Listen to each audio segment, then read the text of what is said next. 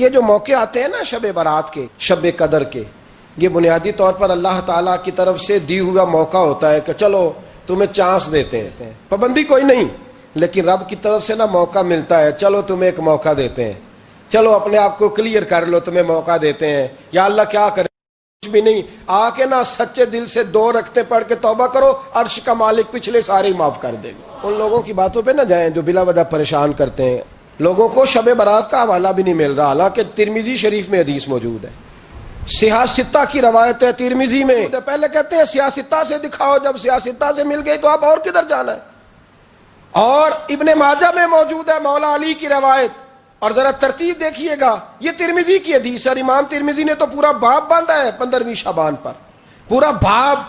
اب تمہاری مرضی ہے اگر تم نہیں بات کو سمجھنا چاہتے، لیکن میں نے پہلے بھی کہا تھا پھر کہتا ہوں، اگر ہمیں کوئی شخص کہتا ہے کہ شب برات کو اٹھ کے نفل نہ پڑھو، تو بھائی نفل ہم نے پڑھنے اللہ کی رضا کے لیے، ہمیں کسی بندے سے ڈگری لینے کی ضرورت نہیں، نہ تو ہمارے اور رب کے درمیان معاذ اللہ کوئی وسیلہ ہے کہ تو کہے گا تو پڑھیں گے، جب دل کرے گا پڑھیں گے، اور جتنے دل کرے گا پڑھیں گے۔ ہم تو نفل کہہ رہے ہیں اس کو، ہم نے کب کہا ہے ضروری ہے جو عشاء پڑھ کے سو جائے فجر تک سویا رہے، ہم اس کو گناہگار نہیں کہہ رہے، لیکن یہ ضرور کہیں گے کہ گولڈن چانس مس کر دیا اس نے چانس مس کیا ہے، یہ تو اللہ کی رحمت کا موقع تھا۔ حضرت سیدہ عائشہ صدیقہ رضی اللہ تعالی عنہا ارشاد فرماتی ہیں کہ شعبان کی 15ویں رات تھی، یعنی شب برات کی رات، فرماتی ہیں شعبان کی 15ویں رات تھی، میں نے اچانک نظر ڈالی تو حضور میرے بستر میں تھے، پھر میری نظر پڑی تو حضور نہیں تھے، میرے دل میں گمان آیا، خیال آیا کہ شاید کسی اور زوجہ کی طرف حضور کا میلان تباہ ہو گیا ہو، وہاں تشریف لے گئے ہوں۔ فرماتی میں اٹھی باہر گئی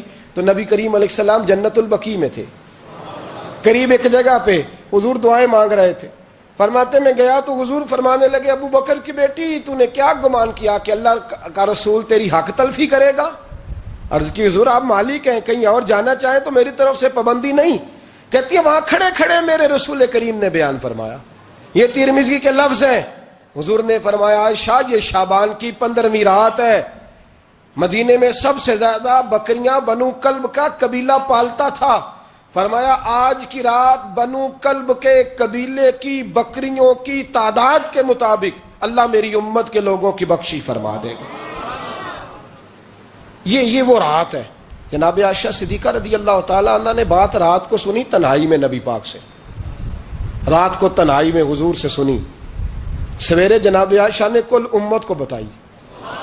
اگر یہ بات اہمیت والی نہ ہوتی تو بی بی صاحبہ آگے روایت کرتی، یہ کتابوں میں آتی، یہ لوگوں کو بتاتی۔ حضرت عائشہ نے روایت کیا اور مولا علی شیر خدا نے تو کھل کے کہا، ابن ماجہ میں حضرت علی سے پیار کرنے والوں کے لیے الگ عنوان، مولا علی نے کھل کے فرمایا شعبان کی 15ویں رات کو رات عبادت کرنا اور سویرے روزہ رکھنا۔ حضرت علی کے لفظ بائی نہیں سیاستہ میں، رات کو عبادت کرنا، دن کو روزہ رکھنا۔ ویسے تو رب کریم ہر روز تہجد کے وقت پہلے آسمان پر نزول اجلال فرماتا ہے اور لوگوں کو فرماتا ہے کوئی بخشش مانگنے والا؟ کیا انداز ہے مولا علی شیر خدا حدیث روایت کرتے، رنگ کیا ہے؟ فرمایا باقی راتوں میں نا تھوڑا سا پیکج ہوتا ہے، تھوڑا سا آخری حصے میں رات کے، شب برات کو نا رات چڑھتے ہی اللہ پہلے آسمان پر جو اس کی شان کے لائق ہے نزول اجلال فرماتا ہے، اور پہلا جملہ یہ فرماتا ہے کوئی معافی مانگنے والا؟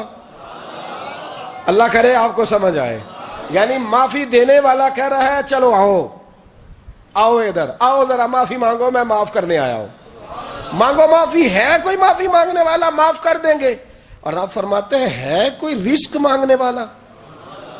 وہ جو بڑی درخواستیں دیتے پھرتے ہیں نا مختلف اداروں میں، وہ ایک درخواست نا شب برات والی رات بھی دے۔ اور میں نہیں کہہ رہا، مولا علی شیر خدا فرما رہے ہیں، اور وہ خود نہیں فرما رہے، وہ نبی پاک کا فرمان نقل کر رہے ہیں، اور وہ رسول اللہ صلی اللہ علیہ وسلم کی بات نہیں بیان کر رہے، وہ کہتے ہیں رب فرماتا ہے کوئی روزی مانگنے والا؟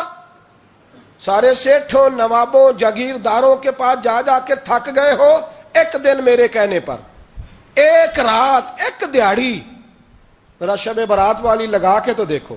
تو میرے رسول پاک علیہ السلام نے ہمیں یہ میسج دیا، پیغام دیا، فرمایا اس رات جو اولاد مانگے گا رب اسے بھی عطا فرمائے گا، اس رات جو اللہ سے بخشش مانگے گا اللہ اسے بھی دے گا، اس رات جو رب کریم سے عزت مانگے گا اللہ اسے بھی عطا کرے گا۔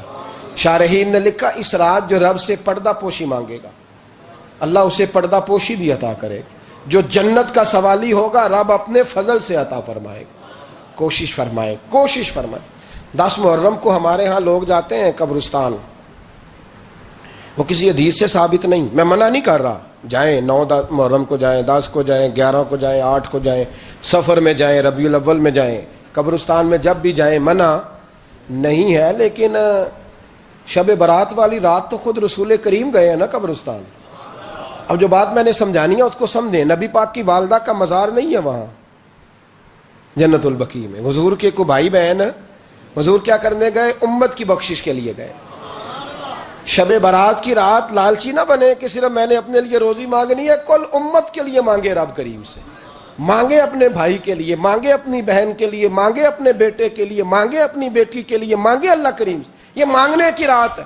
پچھلی راتی رحمت رب دی کرے بلند آوازہ، بخشش منگن واریاں کارن کھلا جے دروازہ. آئیں اللہ کی بارگاہ میں اس رات کو کھل کے دعا مانگے. سلام علیکہ یا رسول، سلام علیکہ یا حبیب، سلام علیکہ صلوات اللہ علیکہ. میرا دل